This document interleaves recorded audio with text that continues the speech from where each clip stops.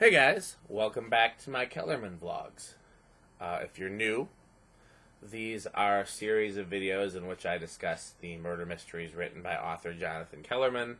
I reread these books in my spare time as a stress reliever and a way to decompress, and I read the whole series sequentially, start to finish, and then start again at the beginning. And as with people that reread and rewatch, I get very invested in the characters. I have questions, some that are rhetorical, some that I might want to ask the author. I discover what I believe to be plot holes. I have criticisms. I just feel very strongly, which is normal for when you are strongly invested in art. So let's talk about the murder book. Again, these vlogs are designed so that I can discuss these books with other people who might feel similarly. And so I'm assuming you've read the murder book, but if you haven't, I'll give you a little bit of a synopsis, and keep in mind there might be spoilers. So our main characters are Alex Delaware, who is a psychologist who occasionally consults to the LAPD, and Milo Sturgis, who is an LAPD detective. And in this book, so Alex receives something in the mail called the murder book, and it is a picture of it is a book full of photographs of crime scene photos. And so he calls his friend Milo and says, "What do you make of this?" And he says, "Oh, I recognize a lot of these pictures. This was clearly intended for me." You know, there's a backstory about some of these crime scene photos, and it goes back to when he first became a detective. There was a murder of a young girl that was seemingly hushed up. It wasn't so much that there was a deliberate cover-up; it was that him and his partner were pulled off the case because of some activities unrelated of his partner, and he didn't know if the case ever got solved. And it was clear when Alex received the murder book that it wasn't. So they now have two mysteries to solve. One is to go back and solve the murder of the girl that Milo had kind of pushed out of his mind because it was early on in his career and he didn't know if it ever got solved. And then they also have to solve who sent Alex the book and why. And so that's the book. Let's talk about it. Let's get to my notes. So I think there is a case to be made that this is the best Alex and Milo book. It digs into Milo's backstory more so than any of the other books. It explores their relationship from each other's perspective.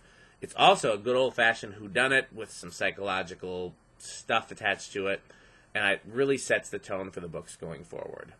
The only thing I think that brings it down is the relationship drama between Alex and Robin. Granted, it's better written than the last time they split. If it weren't for the relationship drama, I might suggest this as someone's first Kellerman book. Sometimes, so I'm going to go off on a tangent here, I don't always feel like a new patron of a specific art should start at the beginning. Sometimes you should, and sometimes I feel like the best introduction is after things get going. So I have this thing where my wife and I try to figure out, like, if you want to get somebody hooked on a TV show, what episode do you suggest they watch? So for Arrested Development, it's the pilot. You do start at the beginning there. The pilot just comes out of the gate, great, and that's where you start. With The West Wing, I would suggest people start with Take This Sabbath Day, because the pilot's it's iffy, and then it's a while before the series really picks up steam. But then there's a lot of them that don't work as standalones. Take This Sabbath Day is once things get going and they're starting to be better written and better put together, but it also works as a standalone. It doesn't give away anything, so then if you like Take This Sabbath Day, you go back and start at the beginning. I'm trying to think of some other examples. Parks and Rec, I usually don't suggest people start that show until either the end of the first season or somewhere at the beginning of the second season. I can't remember exactly where. I don't even watch the first part of the first season of that show. You get the idea. The Office, Diversity Day is a great starting point, So I don't feel like you necessarily tell somebody to start at the beginning in every case. And in this case, I would tell somebody who is new to Kellerman to start here, except for the Alex and Robin drama. It's too distracting. It's too much. But other than that, I think this would be a great starting place. It'd be a great way to introduce someone to Alex and Milo. So, speaking of which, Alex is a complete dick to Robin about the tour. This is what she does for a living. He has no right to be upset that she's going on tour. And he continues to be a dick to her throughout the phone calls. Since when is he this immature? So, Janie Ingalls seems even more pathetic coming after Lauren Teague. J.G. Broussard is never mentioned before, which is odd if he'd been the police chief for 2 years at this point. Dell's wife is mentioned again. I really need to put together a character timeline for Dell and his wives because I feel like there's so many continuities there. Is Hot Dog Heaven a real place? I know I seem like a broken record. Every vlog I ask, is this a real place? Is this a real place? Is this a real place? And I've usually tried to Google it first, but it's because I want to visit all the real places referenced in these books. I want to eat what Alex and Milo eat at some point. That's really what it's about. I get hungry reading, and I want to eat the foods. So, despite the books referencing Allison as a brunette and Snow White, I picture her as a blonde. And I talked about in the last book, I picture Lauren Teague as a brunette. So there's just something in my brain.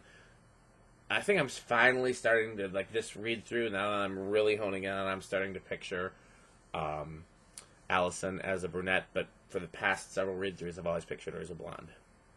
And on that same note, I picture Craig as black, and he's not described as black. I mean, there's no race given, but unfortunately, with white authors, it generally tends to be if race isn't described, you assume they're white, which we won't get off on that. That's, a little bit of that's what they call systemic racism. But Craig has that same like upper echelon smooth player vibe as Aaron Fox. So, are Ed the Germ, Diamond Jim, and Walter Obi based on real people? I did not Google them because obviously the names aren't real. I would have to dig deep into LA politics, but I wonder if they were based on real politicians. And if someone is more familiar with Los Angeles political history than me and knows, I would be very curious to find out. God, one of possibly my biggest pet peeve in all the Kellerman books is the henna references. I went off on a huge soapbox about this in the past. I'm going to try not to go off on that soapbox again, but hennaed hair on a black woman is mentioned again, and this time the phrase henna tinted is used. If you know anything about black hair and about henna, if you put henna on black hair, you can't see a difference, so henna tinted makes no sense. Alex visiting Vance Corey was dumb and way more clumsy than he normally is. I don't know if this was just badly written or if we're supposed to think that he's being more dumb than usual because he's being more dumb than usual with Robin. I know we're not supposed to like Broussard, and future books simplify him as a corrupt former police chief, but I like him. I don't really see him as corrupt. I don't know what I would have done differently in his place. I feel like, given the circumstances, he made the choices that most people with integrity would have made, and I hope things turn out well for him. I don't think he's ever really mentioned again in terms of his future. He's definitely referenced in future books as a former corrupt police chief, which I feel like is unfair. Next up is A Cold Heart, which is one of my absolute favorites, so I'm looking forward to talking to you guys about that one as well, and I hope you'll stick with me. Please like, comment, and subscribe, and I will see you next vlog.